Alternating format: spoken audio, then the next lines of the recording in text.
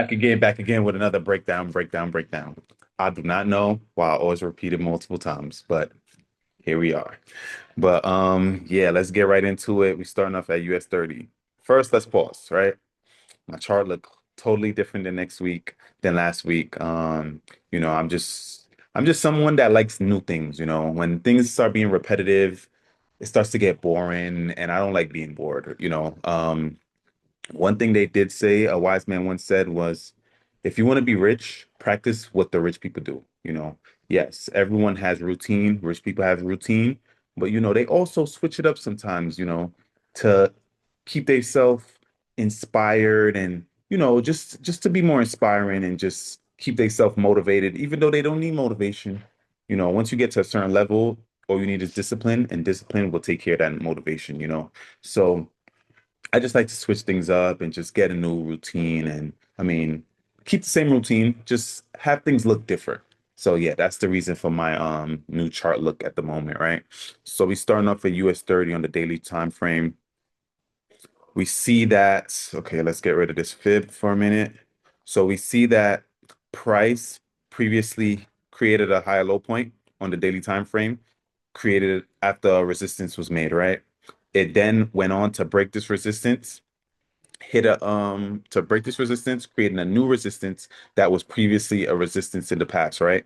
So now we can drop down to a lower time frame and see that price had broken structure here, right? So this was a break of structure here on the H4 time frame. All right, this was a break of support indicating price wants to sell, right? So price wants to sell. That's just a counter trend on the daily time frame, right? So right now we're looking for sales. You see as price broke the MAs on the H4 time frame, and price just wants to sell at the moment. So we're gonna look for sales this upcoming week, right? So we go down to the H4 H1 time frame, and we see here we had a this was the previous support on the H4 that I spoke about. This was the H4 that we spoke about, this break of structure, right? So we go down to the lower time frame H1, right? So you see price broke support to come down to make a new support, made a lower high point that we're gonna mark off here.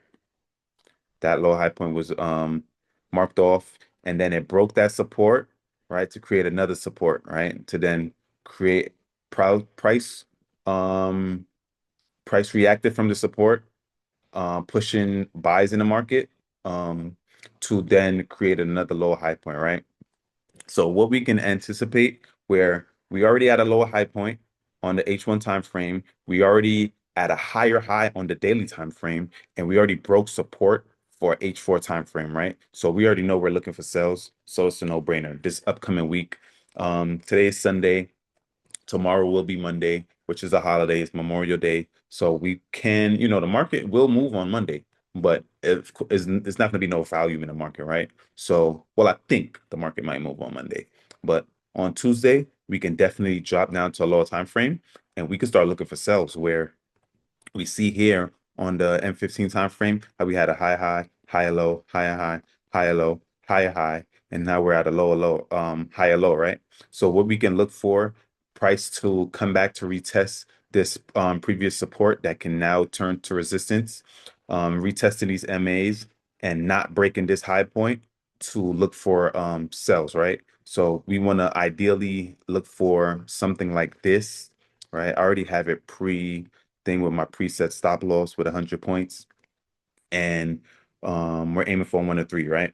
So we want to target this lower low, this previous support that we have here on the H1 time frame that price broke, price came down to form a support. So we want to target this support, right? Because if price created a resistance and after support, price practically wants to typically probably return there, right? So we would just take profits there, and that can be a 1 to 4 risk to reward, right? Moving on to the Nasdaq, right? Similar process, similar situation, similar everything, right? US 30 and Nasdaq kind of move somewhat similar. Price broke a support here. Price created a support here on the daily, came up, made a lower high point, broke support, lower low, lower high point, higher low point. Now it made a higher high point, breaking this resistance and this resistance, right? So we already know we're at a higher high, and price looks like it wants to, once there's a high in the market, we already know we're looking for higher lows, right? So price is already at a higher high, so we can anticipate price coming down to look for low high points to create a high low point, right? So we drop down the H4 time frame, like I said. We see how we had a consolidation here. We could drop down to the H1 time frame, get more details. So we see that we had a break of support here, right? We had a break of support right here. Then price came down to make a lower low, lower high point, right? Using this support as resistance, right? So we already know we're at a lower high point. So when market open, we can drop down to lower time frames and we can look for a lower low. Same with US30 on the M15 time frame. Higher high, higher low, higher high, higher low. We can look for price to retest this high, right? As long as it's not break, retest these MAs and retest this support that can now be resistance, right? And we could definitely target the same low as the H1 time frame, right? Yeah, so we could target the same low, right? It was probably a little lower than normal. So we can look for a lower high point here or even a retest of the same low. And 1 to 3 risk to reward where this can more be the support right here, right? So that can be our outlook for the NASDAQ, right? Going back to gold. Remember last week we had a gap in the market that we was anticipating to fill, right? We had a break of structure in the H1 time frame, right? That created a higher high, created a higher low point, and we was looking for buys to retest to target these same highs, right? These equal highs. Price then gapped, came back, filled it, and now it pushed forward to our negative 27% and our negative 61.8%. I did not take advantage of this trade because I was anticipating of a more fill, and then by time 2 a.m. Came around, I wasn't trading London session and I missed the trade, right? The trade was already gone by the time New York session occurred, even though I could have probably took advantage of this push here, right? But I just wasn't on gold heavy at the moment, right? Where they had higher low points, high highs. Could have probably took advantage of this, right? But I didn't take advantage of this. But our analysis did play out, and we do have a high in the market, and we can actually change fibs now, right? Where we could slap on a new fib using this high low point and this higher high point. Price came down to make 23.6, which is just a continuation as the uptrend, right? So we can really anticipate to, if we want to get back into this trade where we can anticipate a pullback to at least a 38.2% retrace, and then we could look for buys at the moment to continue and ride the wave back up with gold, right? But we just have to be patient and let that work, right? Moving on to UJ. UJ on the daily time frame did sweep this liquidity, created a resistance above this liquidity after, of course, hitting negative 27% on the H4. This was from our old fib right here, right? Where it was point A to point B, and negative 27% was this this was negative 61.8% was this green zone right here, right? That we had here that we was anticipating price to take profits, right?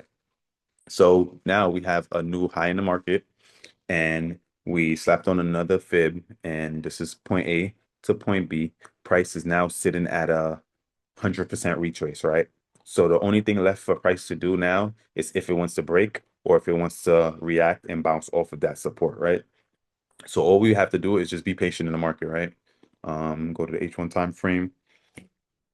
Excuse me. Let's take this visibility off, right? Just to mark out some supports and resistance, right? So we can mark out. So we see here we have a support here. Boom. We have a resistance here, right? We have another support where price is currently consolidating, right?